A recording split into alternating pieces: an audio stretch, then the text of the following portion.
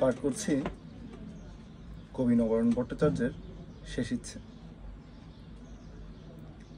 তুমি আমার ছেলেকে প্রথম অক্ষর শেখাবার সময়ে ওকে মানুষ, রোদ্দুর আর তারাদের ভালোবাসতে শিখিও। ও অনেক কঠিন কঠিন অঙ্ক করতে পারবে। বিপ্লবের অ্যালজেব্রা ও আমার চেয়ে অনেক ভালো করে বুঝবে।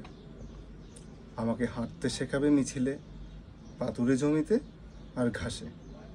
আমার দোষগুলোর কথা ওকে বলো, ও যেন আমাকে না বকে।